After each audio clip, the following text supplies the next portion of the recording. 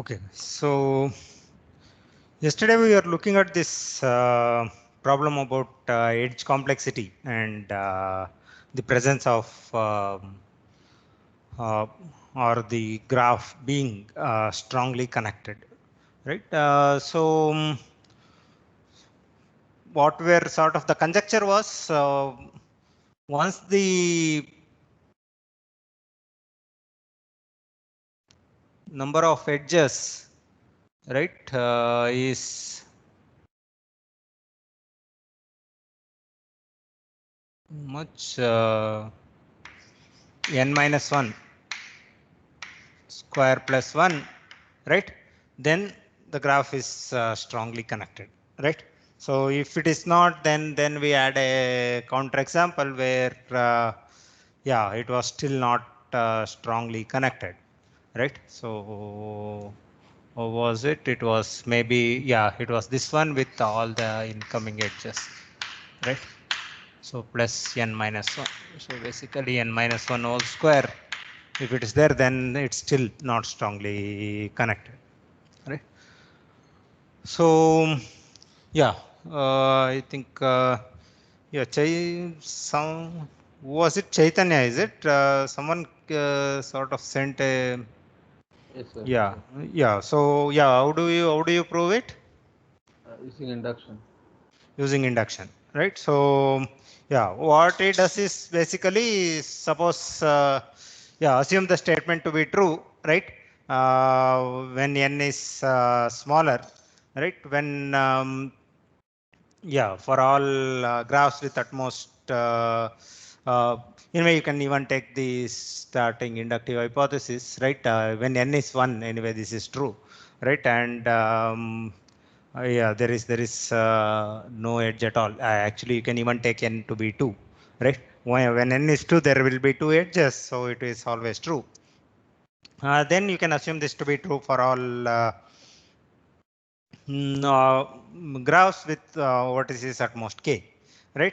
Then now you consider a graph with k plus 1 vertices, right? So uh, what is saying is that so you have a graph now, it has k plus 1 vertices. So if every vertex add in degree n minus 1 and out degree n minus 1, then we know that the graph is every ordered pair.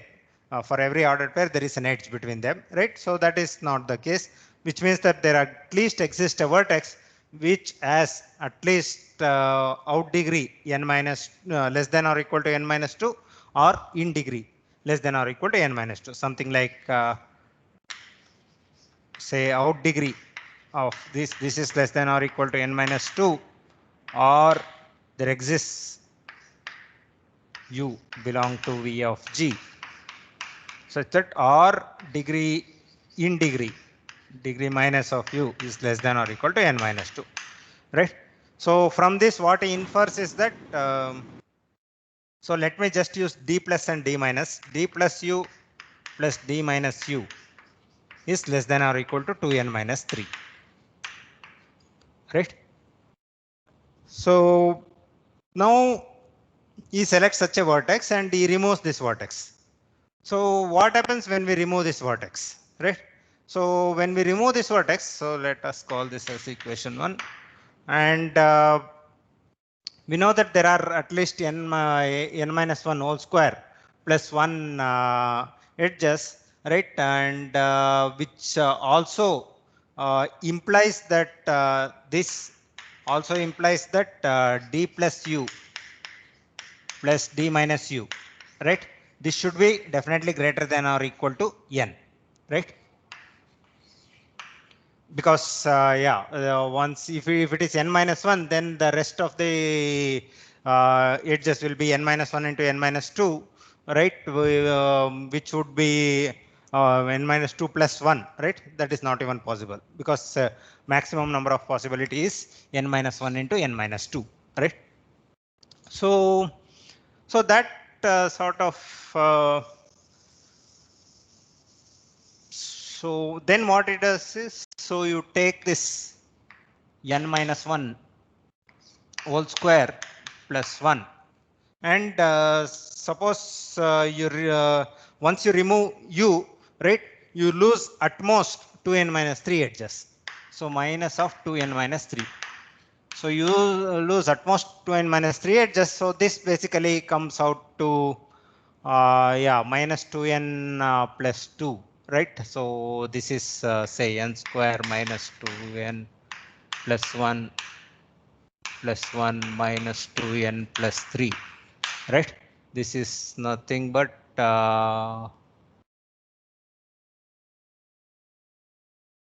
n square minus 4n, right? So plus 4 plus 1, right? This is nothing but n minus 2 whole square plus 1, right? So now the graph has n minus 1 vertices. The number of edges is n minus 2 whole square plus 1, right? So this sort of implies that uh, the resulting graph, right, g dash, which we obtained. So right. So from here, g dash is basically g minus u, right? This implies that g minus u is strongly connected. Now, since it is strongly connected, right? So we saw previously that if there is any graph that is strongly connected, and if there is a vertex, if there is one in degree into it and one out degree out of it, then the resulting graph is also strongly connected, right? We know that the in degree and out degree, so sum of in degrees and out degrees of u is at least n, right? Which means that there is at least one in degree and at least one out degree, right?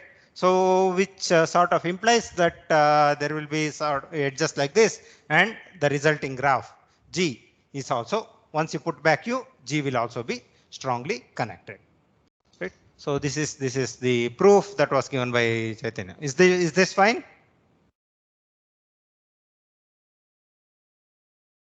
That's a nice use of induction, right?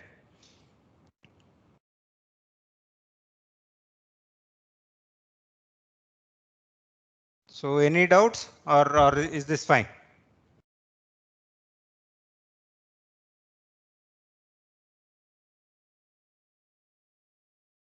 Okay. So that's all. So if there are no doubts, then so any other yeah, idea, any other proof?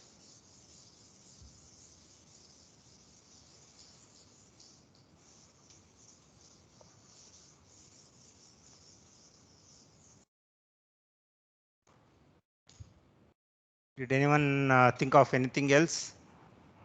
So is it like possible to do like suppose like we can say that if there are like two components, what is the Hmm. maximum number of edges that can be there in two components, and that's Ah, not equal to n minus 1 whole square plus 1.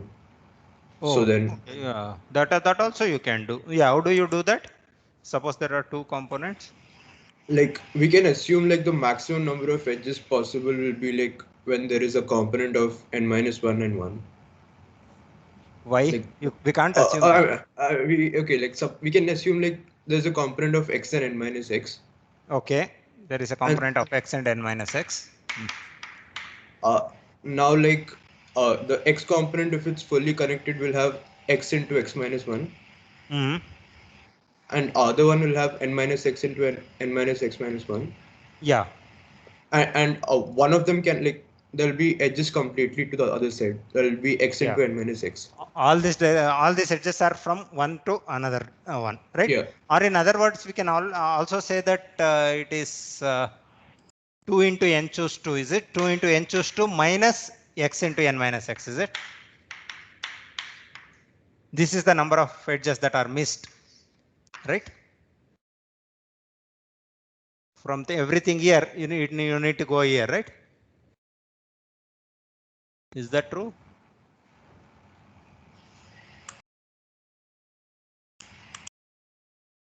Or let me write it the way you say, right? That is also fine.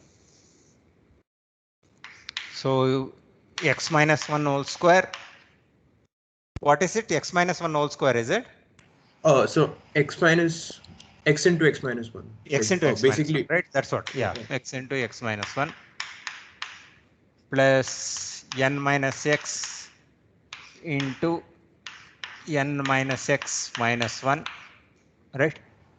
Yeah, and plus x into n minus x, like one X into n component minus all the way. Okay. Yeah.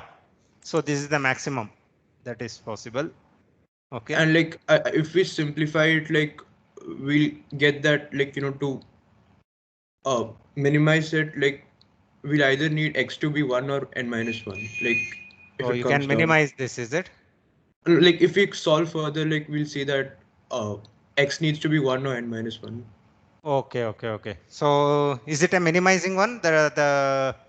So the second derivative No, will go some sorry, positive, is sorry, it? not minimize, not minimize. Like if you want to get the highest value possible, like x Hmm. needs to be 1 or n minus 1, and if you Okay. substitute 1 or n minus 1 Maximizing, as right? x, So yeah, so if you the substitute second 1 or n derivative minus is 1, negative, is it? When do we say it is? You need to sort of differentiate with respect to x, right? like when I solved further, like I got like n square minus nx plus x square. N square minus nx plus x square, is it? Ah. Minus n, like bracket, yeah, minus n, just minus n, yeah. Mhm. Okay, okay. Now you sort of differentiate it with respect to x, right? So if you want to sort of maximize this, right? Yeah, X is the or like variable. we can see, like if you just take x out, you will get like minus x into n minus x, and So that's shouldn't we add only one there, like x into x minus one plus n minus x into n minus x minus one plus one, like both the components, if they have even one edge common, Hmm. it's fine, right? So why to connect all the vertices? No, yeah, no, you can put everything, right? That is also fine. no. We're saying like the maximum possible, right? Yeah. So it's the maximum possibility, right? Okay, okay. Okay. So it maximizes when x equals 1, is it? 1 or n minus 1, like Yeah, 1 I, or n minus 1. Okay, okay.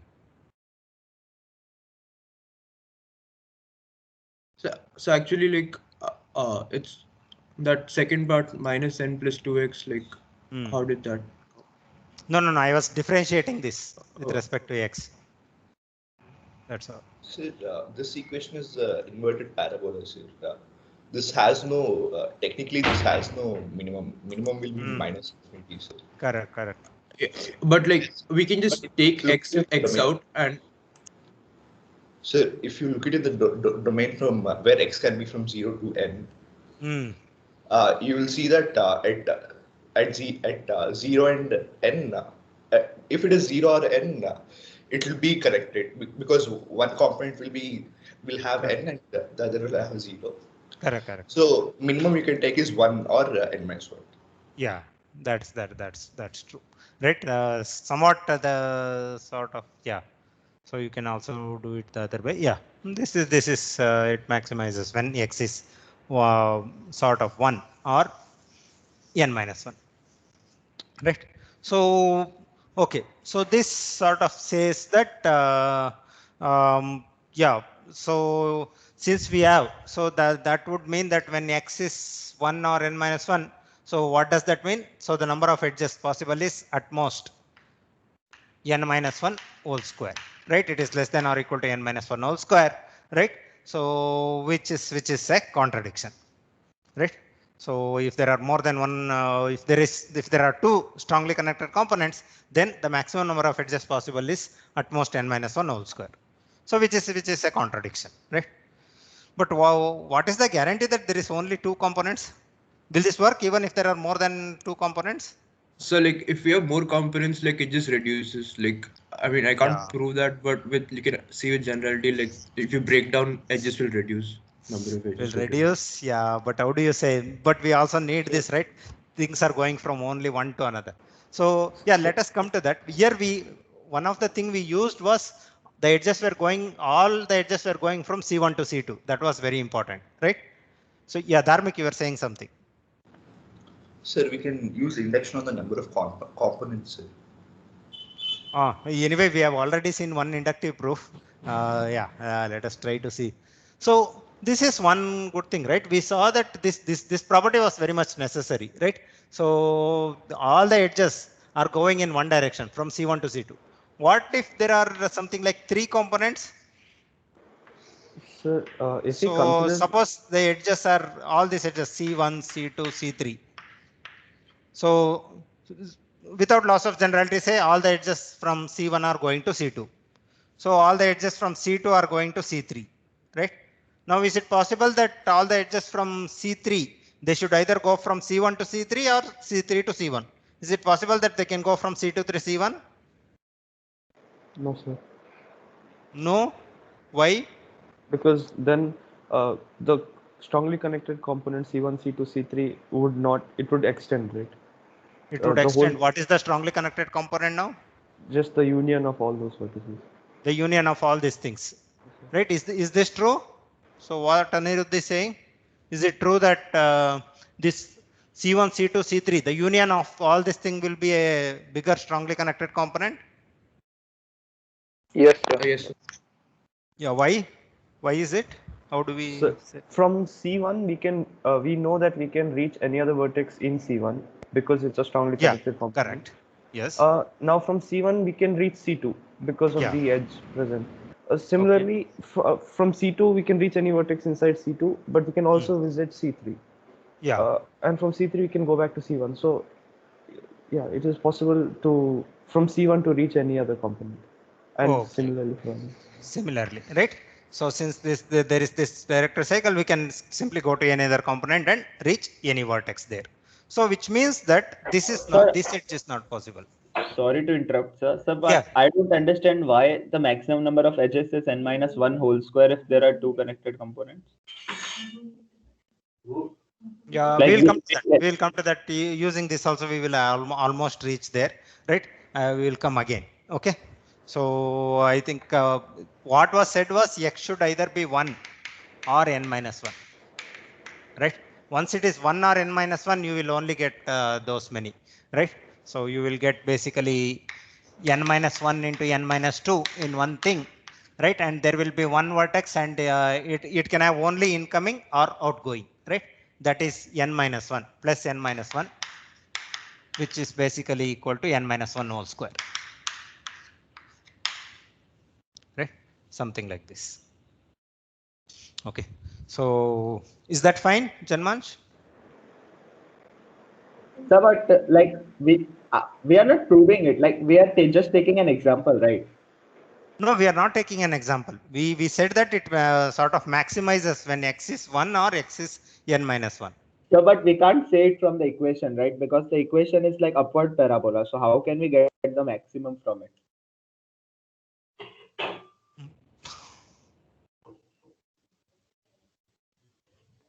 It is an upward parabola. Then, yeah, how do we? Yes, sir. In an upward parabola, the maximum range x can have is n minus 1 because it can't be equal to n, otherwise there won't be any two components, and the Two minimum components. value x can have is 1. So Yeah. therefore, we can only find maximum values of the parabola at its two endpoints, that is 1 and n minus 1. N minus 1, yes. Yeah. Okay, yes, sir. So we can prove it That's the fine. other way also. So, Yeah. like I we mean, can assume yeah. a completed graph of n minus 1 vertices, and then we can make the incoming edges to the left out vertex n minus 1, and there should be at least one outgoing vertex to the completed component again. So we get the same result only, n minus square plus 1, n minus 1 Yeah. whole square plus 1. Yeah. Anyway, at least, yeah, the maximization function that I think you guys should be comfortable, right? So that is so continuous mathematics anyway, differentiation you guys anyway know, right? So good. So yeah. So what do we suppose there are 3 components? What we sort of saw was there can't be. So there can't be any sort of the edges from C1 to C2, C2 to C3, and C3 to C1. If there is an edge, it can still be from C1 to C3, right? This kind of edge can be there, right? C1 to C3, right? That doesn't violate anything, right? So now, so In our last course, did we talk about blocks, maximally two connected subgraphs for undirected graphs? If you remember, I don't know. I think we talked about it when we were talking about two connected graphs. But anyway, right? So now let us, for three sort of strongly connected components, it is like this, right? Now suppose there are a lot of strongly connected components. Okay, there are a lot of strongly connected components here, and we know that the edges between them go only in one direction. Now, can there exist a directed cycle containing any of the strongly connected components? Suppose something like this. No, sir, it forms a DAG if you just consider the strongly connected components as vertices. Yeah. So if you look at this, there can't be a directed cycle, right? If there is a directed cycle, right, then this whole thing, the union of all these things, will be a strongly connected component, because you can go from this vertex to any other vertex within this, right? So you can go to that particular strongly connected component. After that, anyway, you will anyway be able to traverse any vertex inside that, right? So you can go from here to any other vertex, and from any other vertex, you can also come here, right? So you sort of go to the particular vertex here, jump here and come here, right? So which means that once there is a directed cycle, there is a bigger strongly connected component, right? So which sort of contradicts that all these things are strongly connected component. So which means that if you consider the graph, if you consider these strongly connected components, and if you are trying to sort of get the sort of auxiliary graph, right? So suppose we take every strongly connected component and you sort of contract this into one node, right? So all strongly connected component you contract into one node, right? So every strongly connected component. Now we know that between any two strongly connected components, say this is C1 and this is C2, right? C1 and C2 are nodes now. The direction, all the edges are in one direction. So you sort of capture it by just one edge like this. Okay. So this again gives us a graph. So which we call as a component graph. Let us call this as a component graph. This is an auxiliary graph, component graph. Okay.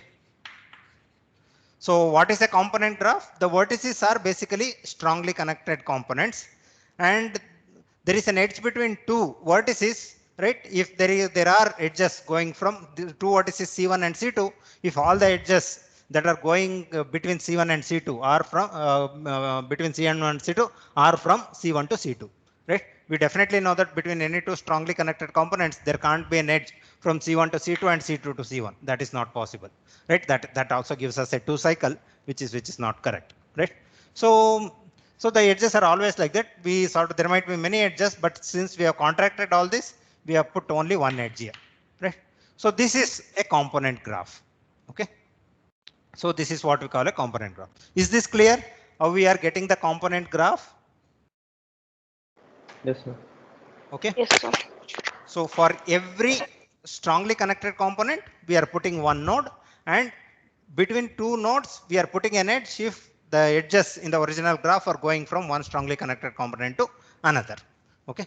So this is the component graph. Now, Anirudh, and we saw that this component graph, right? So let H be the component graph of G, component graph of G. We say that there exists no directed cycle in H.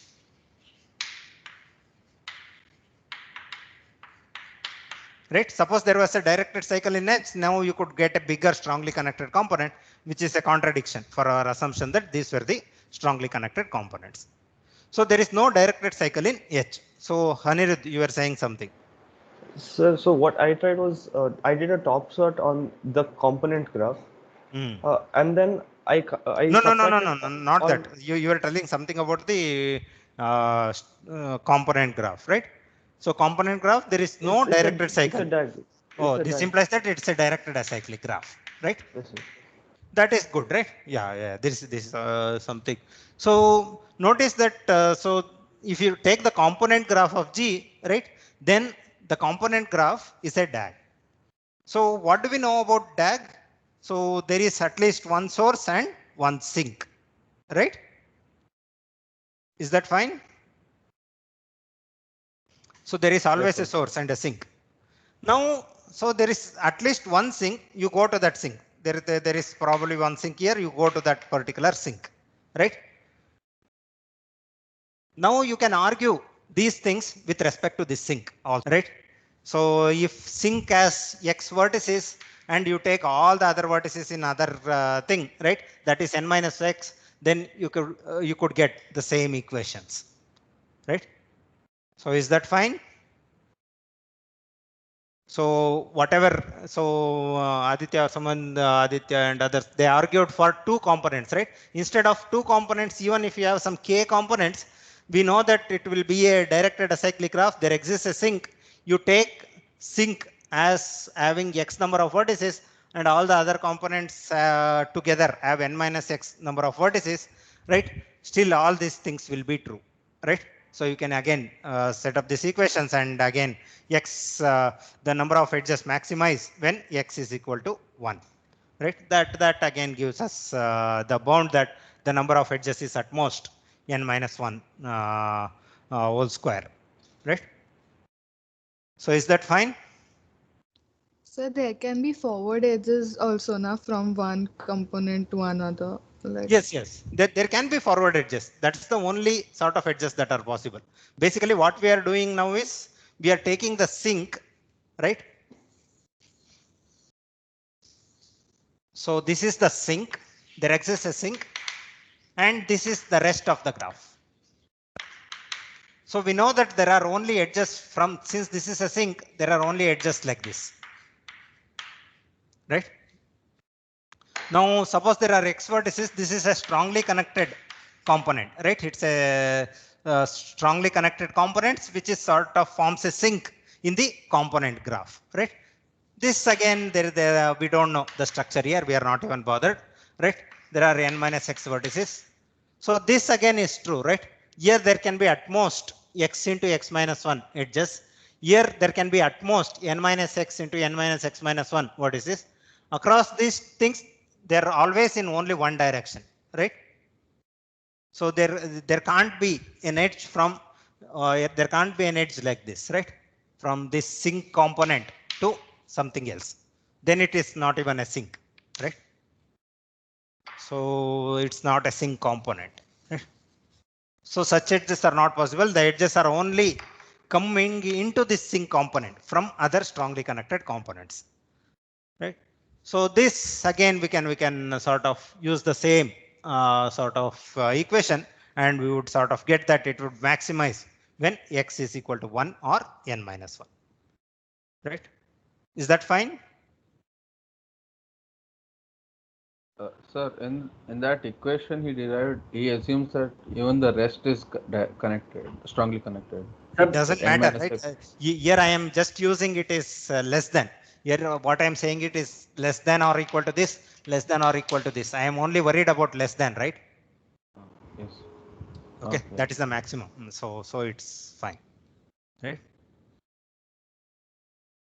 So even if there are multiple sinks, we don't care, right? We're just Yeah, taking any one even if sink. there are multiple things, we could do this. You could do the same thing, right? Whatever proof Aditya gave, it works even when there are multiple components. It's just that you need to look into this source component in the component graph, right?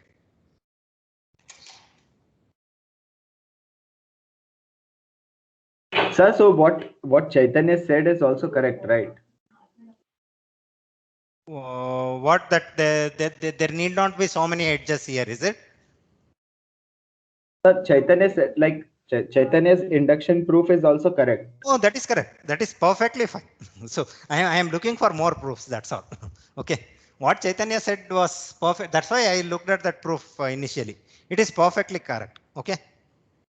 So whatever he has posted it in the group, and whatever that was the first proof we saw in the class right now. So that is perfectly fine. I was just looking for other proofs. This is also one more proof, right? So yeah, this proof for two components we could do something. For multiple components we didn't know what to do, but multiple components it has a very nice structure, right? If you take the component graph is a DAG, right? The component graph of any directed graph is a DAG, right? So that sort of helps us to get a sink, and then we just put the sink here and the rest of it there, and we can argue it the same way. Okay, so this is another proof for the same thing, right? So is that fine? Yes, sir. So yeah, is your doubt solved? Yes, sir. Okay, good. Okay, so let us just capture this so that we don't remember, right? So one of the say lemma or properties component graph of any directed graph is a DAG, which is nice, right? So in the sense that even though the graph is not strongly connected, but if you take the strongly connected components, then the rest of it looks like a DAG, which shouldn't be a surprise if you sort of think about an analogous sort of problem in the undirected setting, right? If you take the two connected components, right, what we called as blocks, okay, if you take the maximal two connected components, what the rest of it, right, looks like a forest actually there. So there would be no cycles, it would look a forest. Okay, so that is also true. Okay, now yeah, we know, but yeah, so this is something very good, right? So you suppose the DAG has only one vertex, then the whole graph is strongly connected, right? So if there are a lot of components, it looks like a DAG, and that information is helpful. So to see what sort of edges we need to add, right? If the DAG had only one source and one sink, right? Someone in the last class said that you could add all the edges from all the sinks to the source, right? Now just adding one edge, you will make the whole graph strongly connected, right? Suppose the strongly connected, the component graph was somewhat like this, right? So this was the component graph. Now, if you want to make the whole graph strongly connected, then what do you do?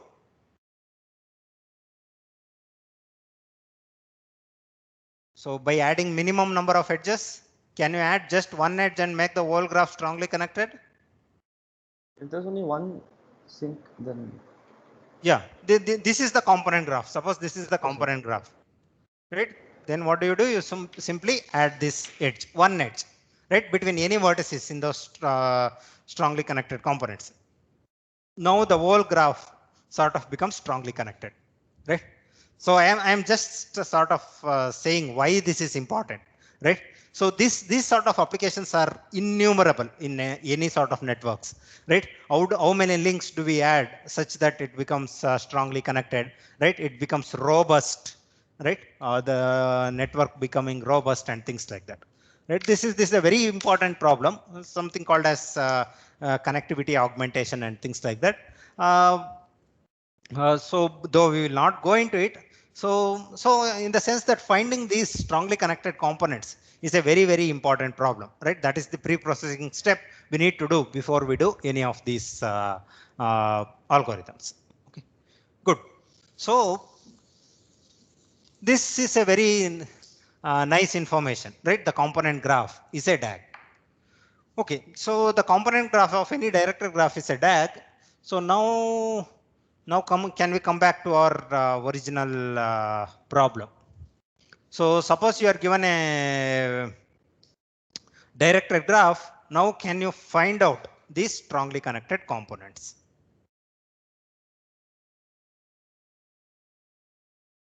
So yeah, so it is a DAG. What do we know about DAGs? So we also know something about DAGs, right? Can we sort of exploit it? So So till now, what have we learnt about DAGs with respect to the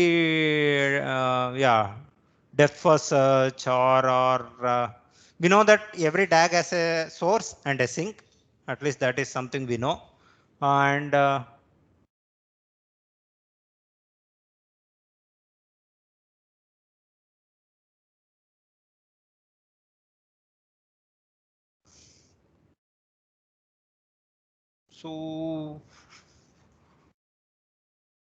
so did we say something about any edge UV in a DAG?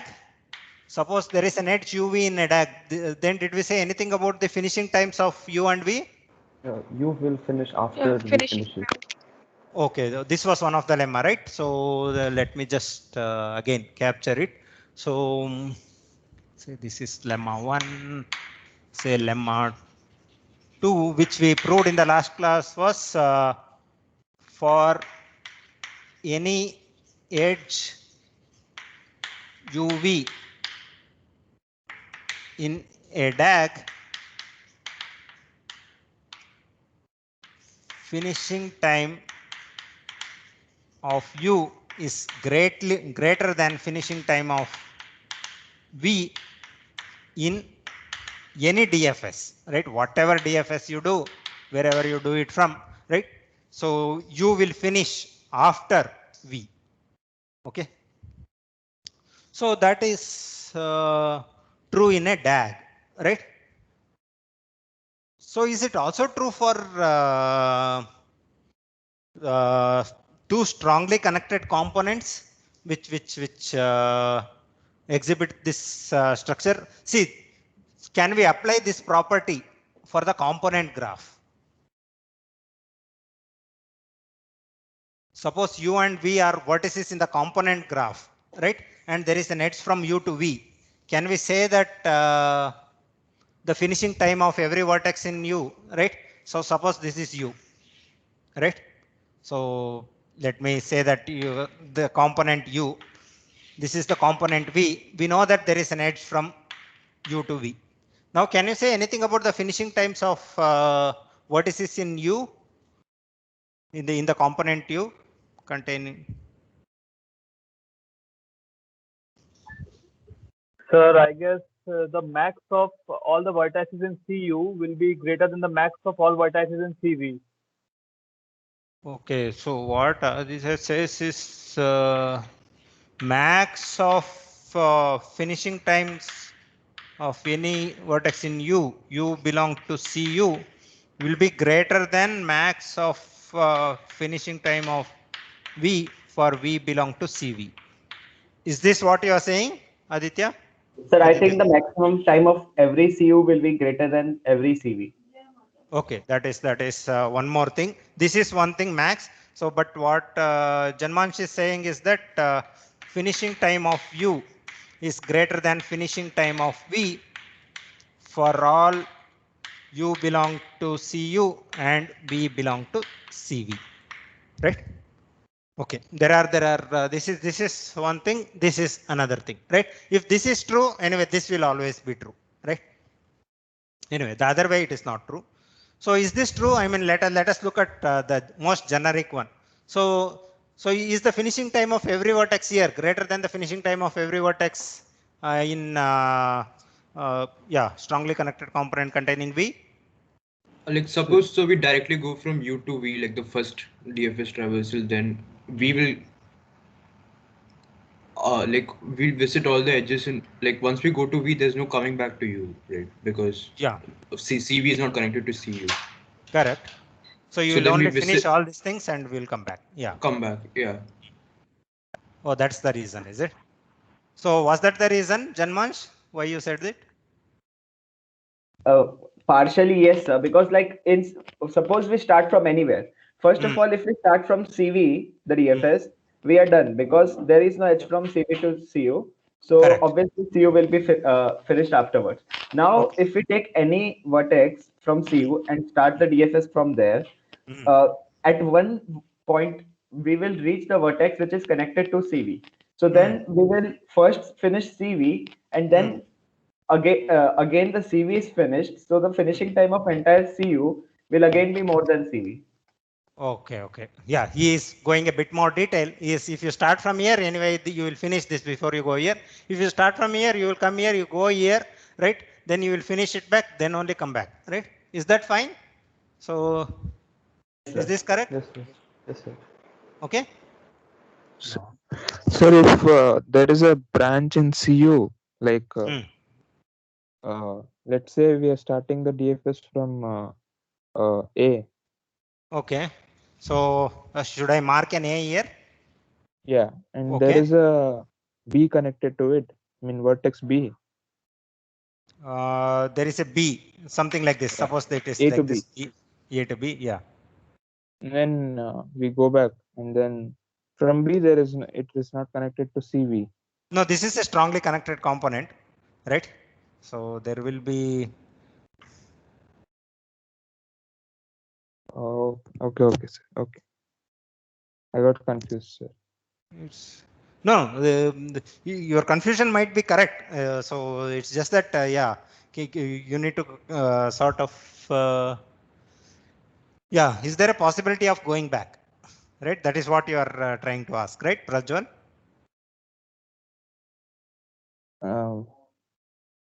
I thought like something might finish, some vertex might finish before we enter CV. So. Oh yeah. So is that true? Is there a possibility that some vertex here will finish before it even enters CV? No, sir. Like because the graph is strongly connected, sir. So suppose like we can reach from any vertex to any vertex.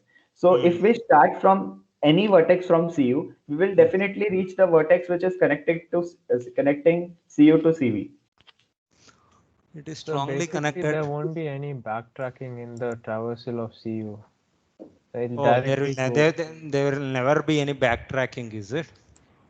Sir, if there's no backtracking, if we take a vertex in CU, we can reach the a vertex from which it's connecting CV at any point of time, right? It need not connect all the vertices in CU. If suppose at one point it reaches that vertex and then goes to CV, the other vertexes in CU won't be visited, right? Yeah, that is. It will come back and then visit, right? So we can consider two cases. Let us start the DFS from a vertex in CU. Then let X be the first vertex. Let U be the first vertex which we discover in CU. Let A. So anyway, Prajwal started with A. A is the first vertex that is discovered. Okay. So we can visit all the vertices which are in CU from A. Since there is a edge from CU to CV, so there is a path from A to every vertex in CV. Correct. So, sir, automatically, sir, all the vertices except for A in the component graph, two components, become descendants of A. Yeah. So, sir, obviously, like A will finish before all of them have finished. A will finish after. Yeah, after obviously. Sorry. Yeah. Oh, okay. I think yeah, we don't still know why a concrete proof for it. We'll come to it. But what Aditya Rudra is saying that yeah, I don't care about this, but I am proving this, right? What he said is the maximum finishing time of some vertex in CU is greater than the maximum time finishing time of any vertex, right? A vertex in CV. So what he says is, look at the first vertex you started with, right? So from CU. So suppose it is A, notice that every vertex in CU is reachable from A and every vertex in CV is also reachable from A. So by using reachability property, all these vertices should be descendants of A in the DFS tree, which means that they will have finishing times less than A. So A will have finishing time more than any of the vertices, right? That's a cute proof, right? Suppose you start from CU. Suppose you start from CV, then it is okay, right? The CV will be finished. This anyway was taken care by Janmanshi himself, right? See, the whole of components of CV will be finished before you discover any vertex in CU, right? So at that time, every vertex in CU will have a greater finishing time, right? So that is fine. This at least this is true, right? So at least Aditya Rudra has proved that. Sir, I think I got a counterexample for the statement. You got a counter. Who is this? I can't see who is speaking. Anirudh, sir.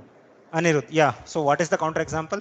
Sir, if we have one cycle as CU, and it's a three-membered cycle if you draw, sir, just very specifically. So you want it to be a 3 cycle. You don't want more, is it? No, more also is fine, but it's just easier to. Four-membered makes it a little more easier. Right? Okay. So say C, D, E, right? So let me call this F, G, say H, so okay, on. The other one can be anything. CV can be. Let's say we start the DFS from A. Yeah. So there's a possibility that we go from A, B, C, D, and we go all the way to E. So we go to A, from A to B, B to C, C to D, and then we will go from D to E. That's a possibility. That's a possibility. Definitely, that is definitely a possibility. So this will be the DFS tree, right? Sir, then when you are going from E, CU be cyclic? Yeah, right. Because there is it's a cycle. component. ABCD is a cycle. Okay. Right. That is a cycle. So now what happens? Now E is finished. So E should finish, right? Now E finishes. This finishes now. Right. Then you come to D. Then you sort of visit F. Right. So you visit the other component. So you have at least one vertex here which finishes before any vertex in CV is discovered. Right. So that's sort of this. It sort of disproves this. Right.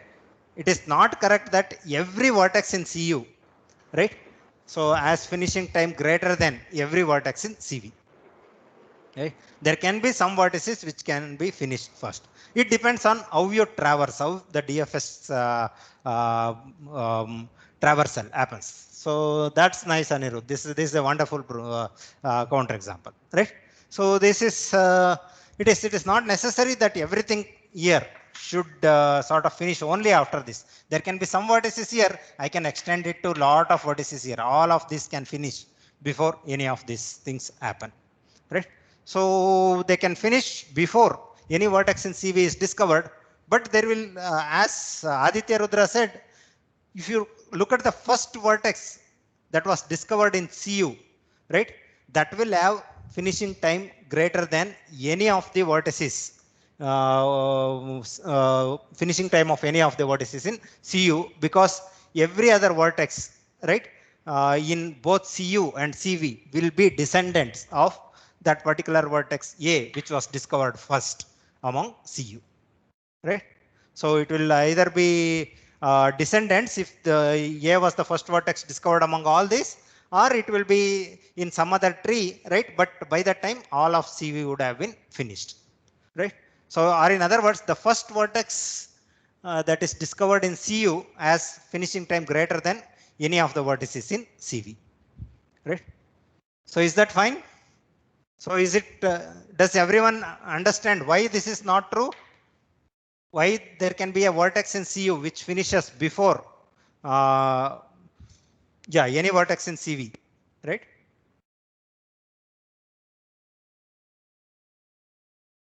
Is that fine, Janmanch? Sir. You got it, right? Yes, sir. Okay, good. That's a nice thing. So though this is not true, this is anyway true, right? So this is very good, right? There exists some vertex which finishes first, right? So let us capture that. This is again a nice property, right? So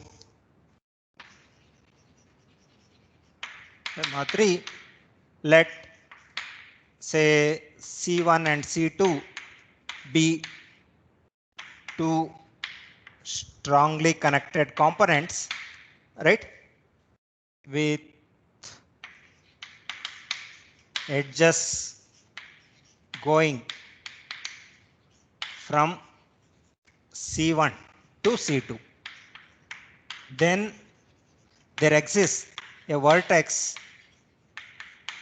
in C1 that has finishing time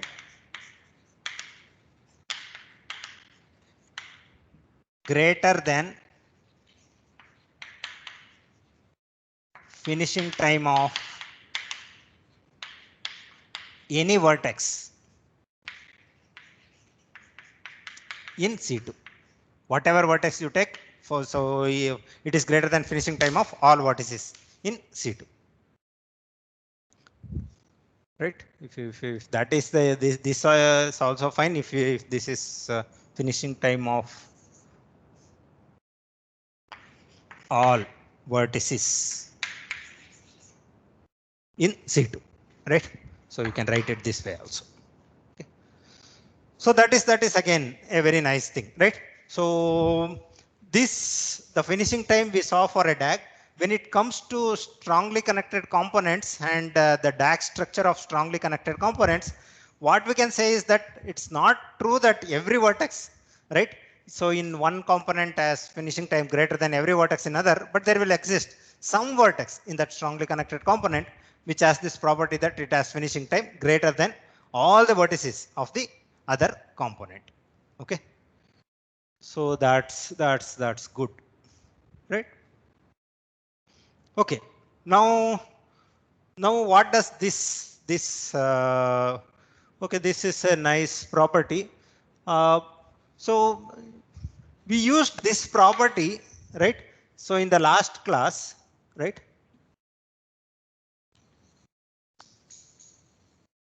Right. So in the last class, we used this property to say about something about vertex with, suppose what will be the vertex with maximum finishing time in a DAG? Vertex with? So how will the vertex with the maximum finishing time in a DAG look? Does it have any special property? It's the source of the component. It's a source, right? It's a source, right? So this sort of implied another sort of lemma, right? Another statement saying that say lemma 4, the vertex with max finishing time in a DAG is a source, right? So which is good. Now we have a lemma. Lemma 3 is very similar to this. Does lemma 3 imply any such similar statement? Can you say anything about the maximum, the vertex with maximum finishing time in a directed graph?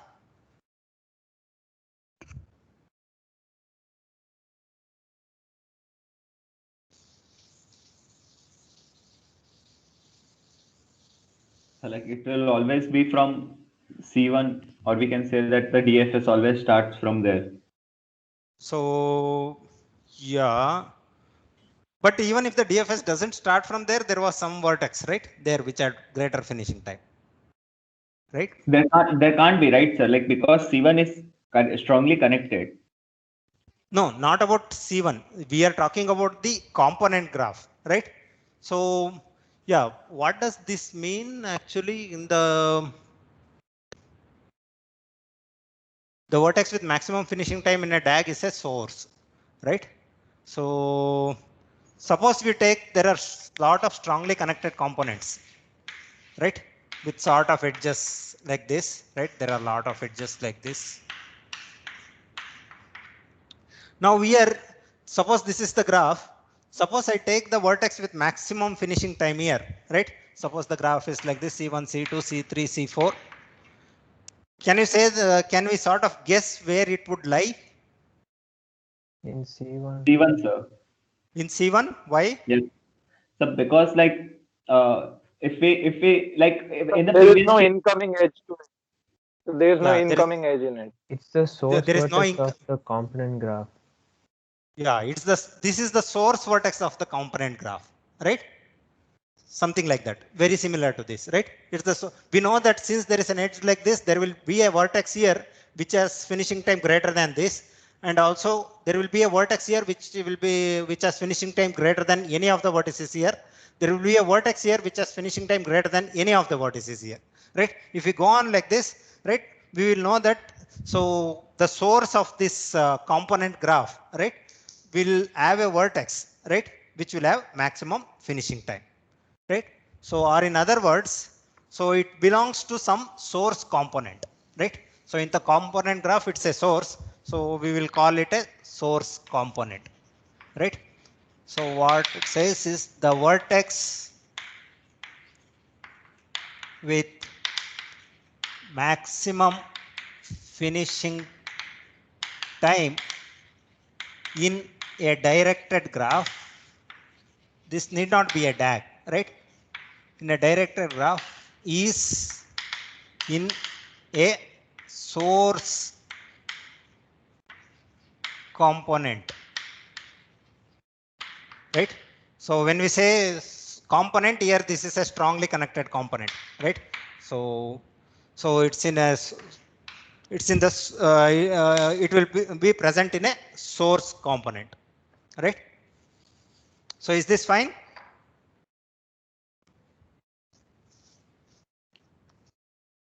So it will be, so if you take the DAG, it will be a source, but the underlying DAG only sort of is comprised of components, right? So if it is in a source, then there will be some vertex in that source component, okay? So what this says is the vertex with maximum finishing time, right, in any directed graph is in a source strongly connected component. Is this fine?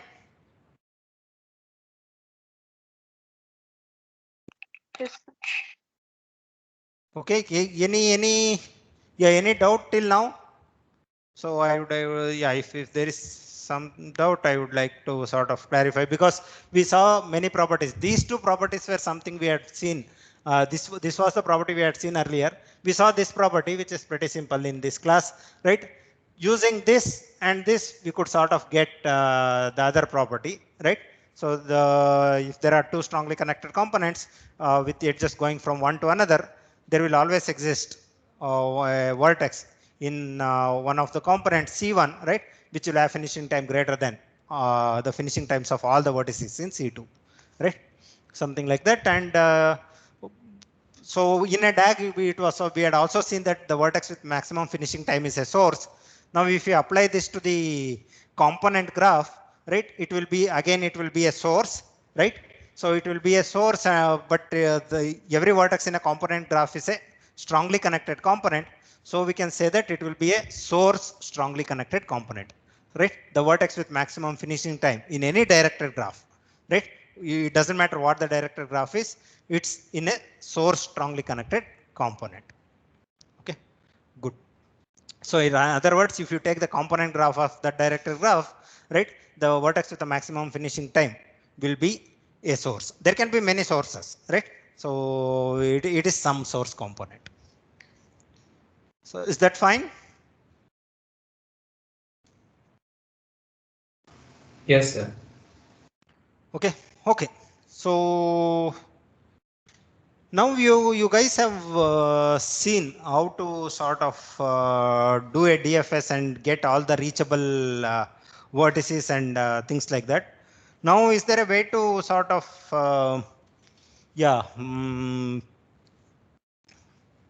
find out strongly connected components? Can we use DFS to find, or can we use DFS, BFS, or anything to find strongly connected components? So now we come to the original problem. What we started with, we wanted to find strongly connected components. So any ideas?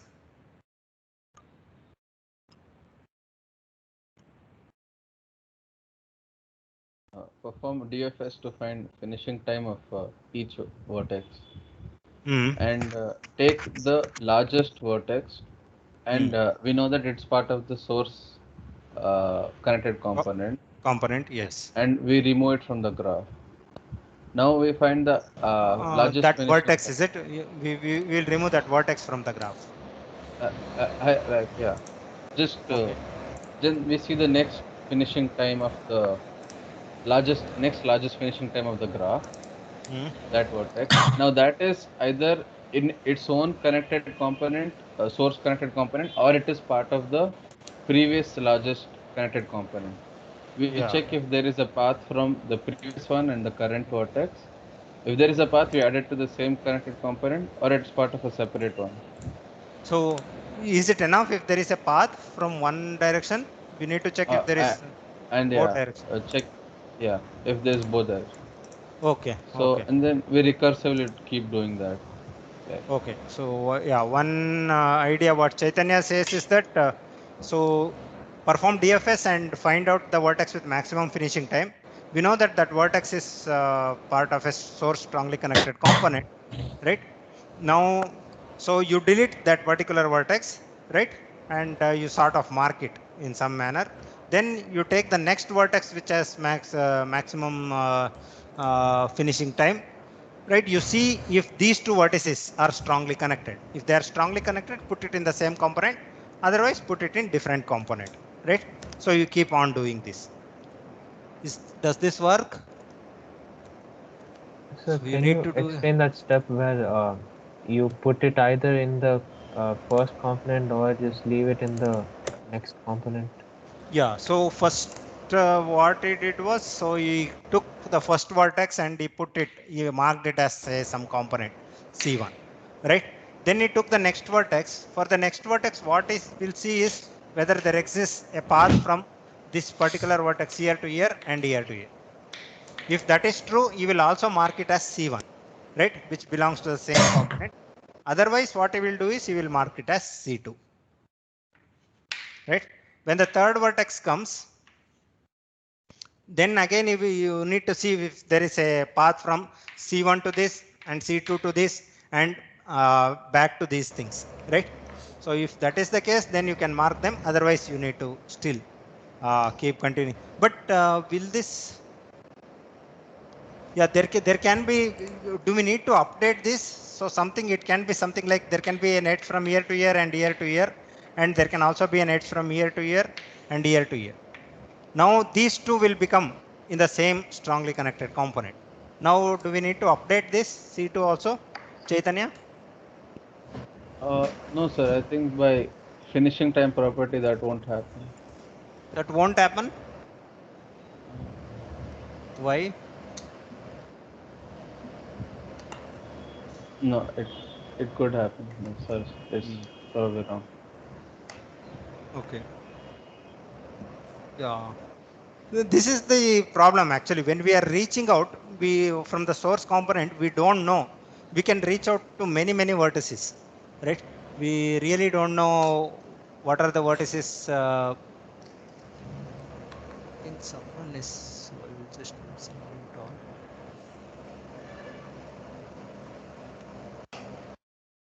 Yeah. So there is a brute force method, like from adjacency list we can check. Yeah, so no, that need not be just a single vertex. It can be a path. Yeah. Sir, I think that Chaitanya's algorithm is correct. Like if there is any edge from other strongly component to the first, like the source component, then the whole will become a bigger component. So I don't think that will happen. Okay. So what are you saying? You once there is a path from any vertex to the to C1, you will put it in the same component, is it? Yes, sir. Okay. Okay. So I think we can simplify the problem by drawing the DFS tree in general, because we know how the DFS tree will look like. It will be like if there are only two components, it will be a T. The graph will look like a T, and then you put, if there are many more components to each of the tail of the T, you add another line which will join at some point of the tail, and then you'll keep going like that. So you'll get a you draw a line, then you draw a perpendicular line to that, then you draw the perpendicular line to that perpendicular line, then you keep drawing that. So basically that will be the so you'll start from some vertex, right, which is in the source connected component, right? So you go on discovering them, okay, then, and but so it might even go to other components, right? Yeah, so basically since all the vertices in the particular component are reachable from that vertex, the while traversing those vertices, it will appear as a path. But you can anytime branch off to another component, the next it will component. go somewhere and it will come back here. When finishing Yeah. one component, it might go and finish off another component. It might come back here and finish off another component, right? Something like this, right? But how do we know that these are different connected components or the same component, right? There can be vertices in the same component also, right? If there is an edge from the leaf to the source vertex, then they're in the same component. If there is a there's an edge from any leaf, or no, from all the leaves to the source vertex, then they're in the same component, I guess. Why should there be an edge? There need not be an edge, right? There can even be a path. Yeah, I mean path only. Yeah. Yeah, there can, but we need to check for all such paths, right? That is one more thing. But is there a component in this sort of component graph? Is there a component in the component graph where if you do a DFS, it will only reach out to those vertices in the components itself and nothing more? The problem here is happening because it is going out of the component and sort of searching everything. Is there some component? The sink component. The sink component, right? Suppose there is a sink component. What happens there? This is this. Only the Yeah, there is a sink component. Everything is coming into this, right? So notice that if you start your DFS from any of these vertices, right? All these vertices will be reachable. You will reach out all these vertices and you will end here itself. You can't go out, right? So somehow if you are, if you can find out the sink component, right? Then you can sort of simply start the DFS from the sink component and you sort of finish off all the vertices in the sink component and you could mark all the vertices here and simply delete off all those, delete off the sink component, right? That is at least good. That is better than going from the source component, because from source component it can go to many other strongly connected components which we don't want, right?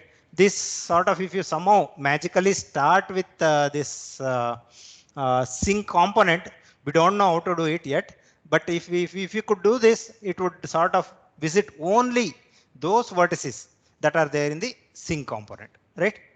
Is that true? Is that clear? Is this property clear? Okay, so let us again capture it, right? So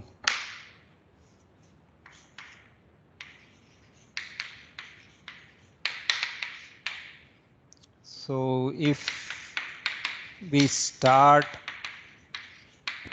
the DFS from a vertex in a sink strongly connected component, then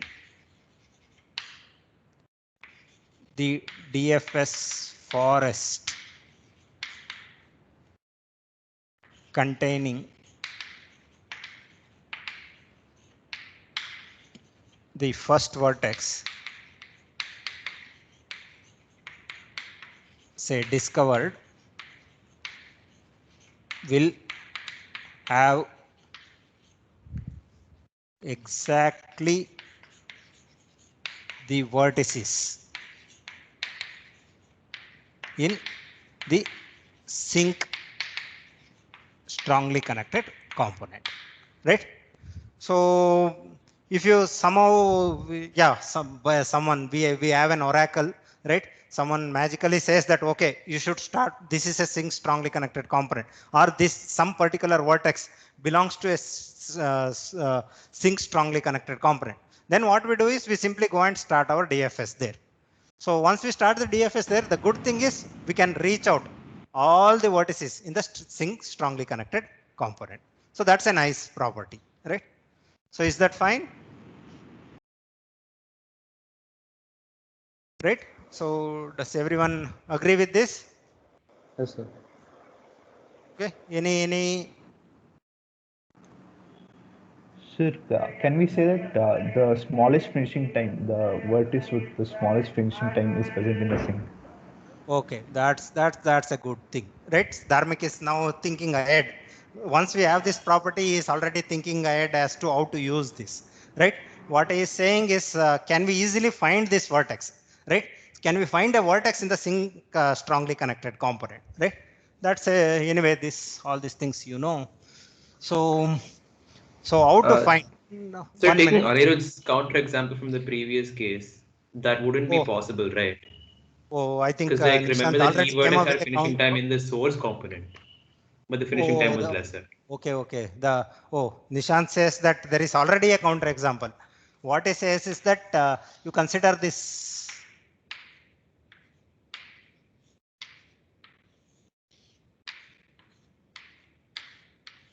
something from here, right? Suppose you start from here, right? This would finish first, right? This particular vertex, right, would finish first, but it is not in the sink strongly connected component, right? It's still in the source only. Is that fine? Is the counterexample fine? Yes, sir. Right? So that is not true, right? So the vertex with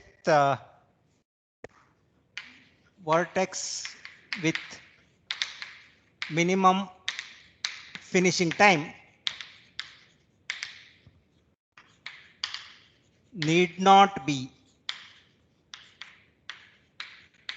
in a sink strongly connected component. This is not necessary, right? In the sense that it need not be in a sink strongly connected. It is tempting to sort of see that once this is true, that will also be true. Since the maximum was there in the source strongly connected component, we might it is a very tempting idea to think that the vertex with minimum finishing time would be in a sink strongly connected component.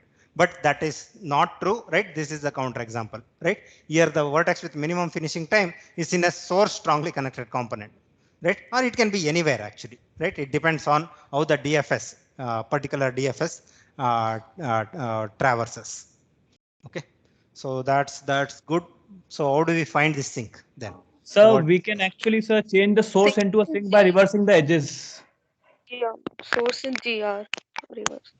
So, but like what Chaitanya said was like when we are sorting it according to the finishing time, and then we are going from the maximum to minimum, but we are also checking the edges, right? Like if there is a path from both the vertices, like suppose the first having maximum will be in the source, then we go on to the next vertex. Now this vertex, if there is an edge between that vertex and the source, and source to that edge, then it is in the same component, else it is in the another component. So yeah, but we can't always get those edges, right? We might have a path, right? We need to check for a path, right? So the complexity will increase, but the algorithm was correct, right? If we check the path. Sort of. It is correct. In the sense that we still have to take care of many things there, right? We need to sort of for every pair of vertices, you need to check if they're in the source, and not only that, you also need to sort of relabel the vertices, right?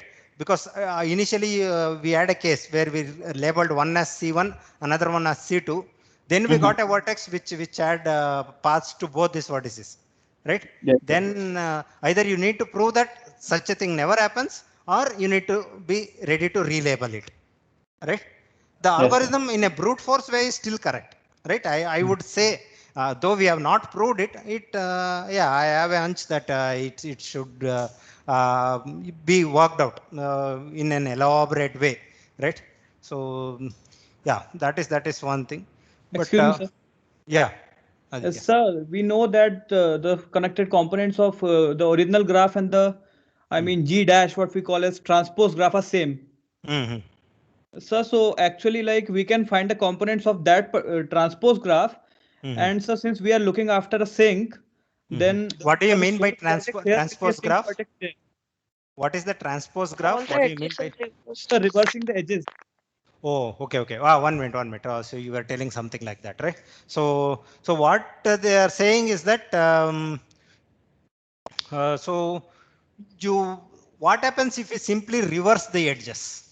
So you take every edge in the graph and you simply reverse it, right? So that is what I call as transpose, right? If you take the adjacency matrix, you are simply taking the transpose, right? So what if you reverse the edges of every, what if you reverse every edge, right? In a directed graph. Now what happens to the component graph? So the component graph, the components will still be the same. Once we reverse the edges, the strongly connected components will still remain as strongly connected components, right? But in the DAG, what happens is all the edges are reversed, right? Suppose the DAG was something like this, right?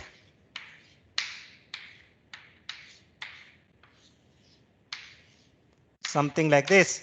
So once you reverse, right? So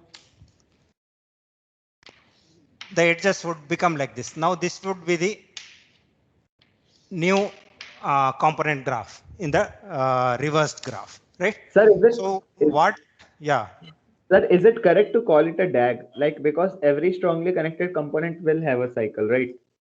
No. I am talking about the component graph. This is the component graph, right? This is a, we talked about component graph, right? Where Yes, each like of these are strongly connected components, right? So like in general only, because the graph is the entire thing, right? So yeah, the graph is the entire thing. So what I'm saying, so even when we reverse edges, the strongly connected components will still remain strongly connected components, right? That doesn't change.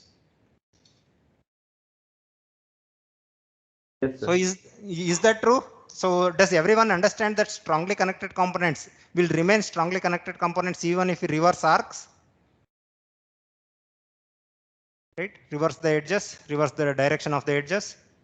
Because there would be two, there would be a path from U to V and V to U in the original graph, right? Those paths get interchanged now. U to V path becomes V to U path, right? V to U path becomes U to V path, right? So if there was a path from X to Y, right, that was called P, and Y to X, that was called Q. This was in the original graph. Now if you go to the reverse graph, whether it is the transpose or something, now P will become Y to X path and Q will become X to Y path, right? So they are just reverse, right? So in that sense, if the two vertices are in a strongly connected component earlier, now also they will be in the strongly connected components. So the component graph almost looks the same, right? It almost looks the same, except for the case that the edges, right, are the direction of the edges are reversed, right? So what I think, Shravani and Aditya Rudra are saying is that in this reversed graph, the source component becomes the sink component, right? Or the sink component becomes source components, right? That is also true. Yeah, even the sink components, right? Sinks become sources and sources become sinks. Okay. So this is a good idea. So I will sort of stop here, right? Now you guys go back and try to think if you can exploit this. I think it is time for your next class. So you try to see if you can exploit this. In tomorrow's class, we will try to see if we could exploit this idea by Aditya Rudra and Shravani and all these things, whatever we have studied till now, right? If you can exploit it and come up with a nice algorithm to sort of, come up with the strongly connected components of a directed graph. Okay. And if you have any doubts, please write them and come back tomorrow. We will again discuss all these doubts. Okay. So it's very important for you guys to do that. Once you go back, you should write all the doubts in your notebook and come back, and so you sort of express them in the class. We will try to sort of answer it, right, to the best of our abilities, right? So there are anyway around 100 people who will be there, though now there are only 70, right? So we, at least one of us will be able to answer. Okay. So that's will be for today, right? Think about it, right? In tomorrow's class, we will again